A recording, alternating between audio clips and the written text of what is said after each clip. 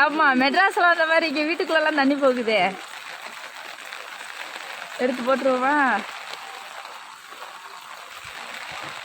அங்க பாருங்க, எங்க சித்தி தண்ணியை மோந்து மோந்து ஊத்திக்கிட்டு இருக்கு. தண்ணிக்கு உள்ள வர்ற தண்ணி எல்லாம் மோந்து மோந்து ஊத்திக்கிட்டு இருக்கு.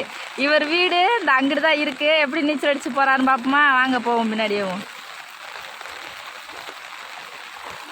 என் நைட்டியெல்லாம் நனைஞ்சிரும் போலையே. தூக்கிட்டு தான் நடக்கணும் போலையே.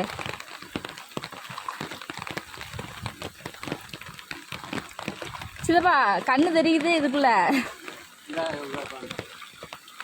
பேட்டி கொடுங்க.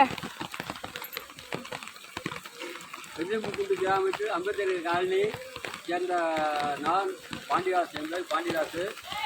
அதனால் இவ்வளோ தண்ணி வந்து கிராவில் கிராமத்தில் கிராவில் அடிக்க சொன்னேன். அடிக்கவில்லை. நான் தண்ணிக்குள்ளே வந்து 10 குடும்பம் இருக்கிறது. இதை தாழ்மையோடும் கேட்டுக்கொள்கிறேன்.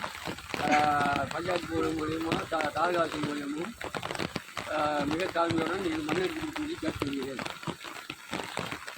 இது வந்து ரோடு. கீழே பார்த்தீங்கன்னா தெரியும், இந்த ரெட் கலரு இந்த இதெல்லாம் பழிச்சிருக்குல்ல, இந்த ரோடு. இது வந்து இந்த ரோடு. இதுக்கு கீழே வந்து மண். துணி அலசு, இந்த தண்ணியிலே துணி அலசுது சித்தி.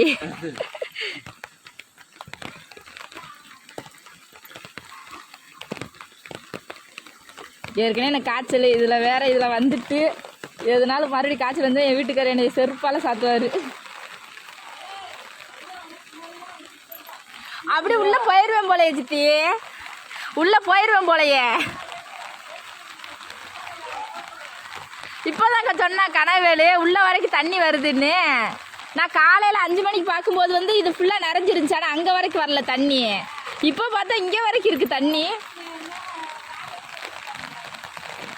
எப்படி இருக்கு இங்கே? எனக்கே அரை காலுக்கு இதாயிருச்சு.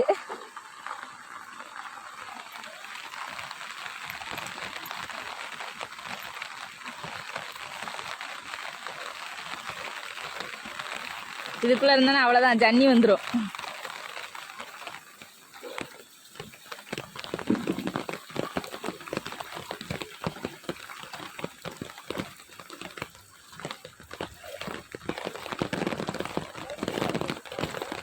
என்ன வருமா? நிறைஞ்சிருச்சுன்னு சொன்னாங்க, பார்க்க வந்தேன். வீடு சேதமடைந்தாயிருக்கு. என்னது?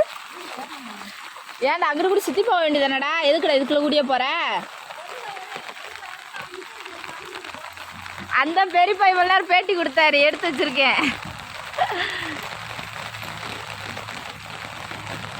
டேய் மகேந்திரா, அப்படி இதுக்குள்ள இறங்கு, இதுக்குள்ள இறங்கு, எவ்வளோ இருக்குன்னு பார்ப்போம்டா.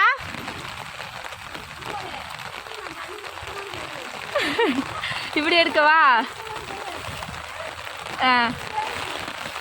வீட்டுக்குள்ளெல்லாம் தண்ணி வருதுன்னு சொல்லி போட்டுறவா? ஆமாம், தூத்துக்குடி மாவட்டத்தில் அப்படி தான் போய்கிட்டு இருக்கு.